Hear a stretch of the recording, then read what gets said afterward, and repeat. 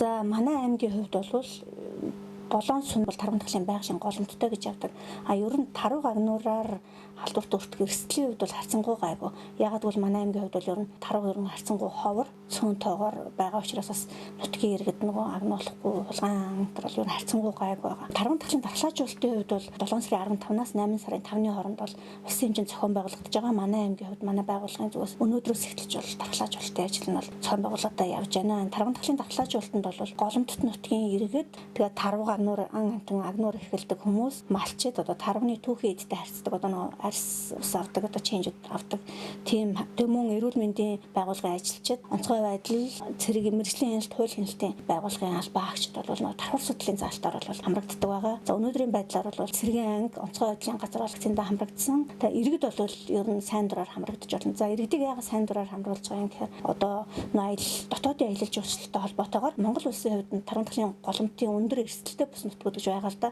Тэдгээр бүс нутгуудаар нь дотоодын аялал жуулчлалын зам ерөнхийдөө дайран өнгөрдөг. Тийм эрсдэлтэй нөхцөл байдалтай холбоотойгоор бол иргэдийг бас нөө сайн дураар нь дархлаажуулалтанд бол хамруулах байгаа. Тийм учраас бол манай байгууллага тандаад иргэд бол сайн дураар дархлаажуулалтанд бол хамрагдах боломжтой. Энэ оны хувьд бол 250 хүн тун вакцин ирсэн байгаа. 250 хүн тун вакцинаас бол голомттойсон манай аймгийн хувьд бол Гэрэн, Адаацаг, Дэлгэр, Цогт, Говьхтал, Баянжиргалан, Хулд үлдээт гэсэн 7 сум бол тарган тахлын байгалийн голомттой. Эдгээр голомттой сумдуудаа тодорхой тоогоор бол өгдөг. За тэгэхээр нэг суманд бол дунджаар нэг 20-аас 30-ыг тэгж өгж байгаа. Тэгээд тэдгээр тунгуудад бол ерөнхийдөө эрүүл мэндийн албан хаагчид голтой хамрагдаж байгаа. Тэр вакцинд бол тэгээд үлдсэн вакцина бол аймгийн төв дээр сайн цагаанд бол хийгдэж байгаа. Тэгэхээр хүн нөгөө нэг эрсдлээс өөрийгөө сэргийлэх нь хамгийн чухал. Одоо тийм учраас таруугаа агнахгүй сэжигтэй болон өгсөн тийм мэрэгч амтнаар л оролдохгүй байх хэрэгтэй. Тэгээд ер нь тарганы арьс ус махыг бол одоо зөөрлөж гэртээ оруулахгүй, нохой зууж ирсэн тархтай харьцахгүй,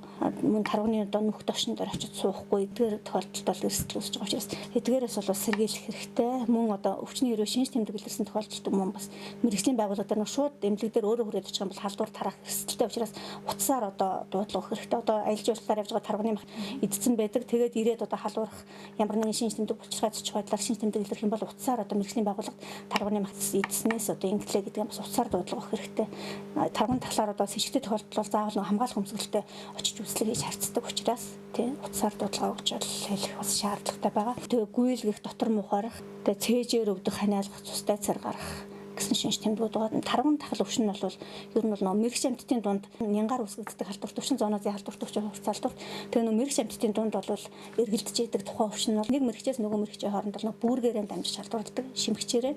Тэгээ хүнд мөн халдварлахтаа бол арьсаастаа гэмтээснээс хүн нөгөө таргыг өвчих явцдаа бол арьсаастаа гэмтээснээс бол шууд тавтлын замаар халдаж болно. Мөн дамжуулагч амтан буюу бүүргэнд нь хазуулснаас бол дам хавтлаар дамжиж халдан дээр нөө махын түүхий шүүрхий эзнээс бол ходоод гидсний замаар халдварлаж болно. Мөн уушгины хэлбэрээр буюу юу вэ? Нүх нохоогийн одоо хөдөлгөгч юм уу тийм үед бол мөн уушгины замаар бол дамжиж халдварлах боломжтой байдаг. За Монгол улсын хувьд бол улсын хэмжээнд бол 17 аймгийн 137 сумын 443,300 км² нутаг дэвсгэр бол тарган тахлын байгалийн голомттой байгаа. За зоонозын өвчин судлалын үндэсний төвөөс бол гаргасан тарган тахлын байгалийн голомтын аюулын зэрэглэлийн хувьд бол Баян үлгий, Ар хангай, Баян хонгор, Завхан, Хөвсгөл, Өвөр хангай, Уус ховд, Гов алтай, Дорн говь гэсэн 10 аймгийн 26 суманд тарган тахлаар хүн өвдөх өндөр эрсдэлтэй бүс нутаг гэсэн ангилалд бол хамаарч байгаа. За тарган тахлын байгалийн голомтын аюулын зэрэглэлийн хувьд бол манай аймгийн хувьд бол одоогоор бол Адаацаг, Говьхтал, Баянжиргалан гэсэн 3 сум бол В зэрэглэл ороо явж байгаа. В зэрэглэл гэдэг нь бол харьцангуй бол эрсдэл бол бага гэсэн үг. Түрүүний дурдсан 10 аймгийн 26 сум бол эрсдэл өндөр буюу А зэрэглэлд хамаарч байгаа бүс нутаг байгаа.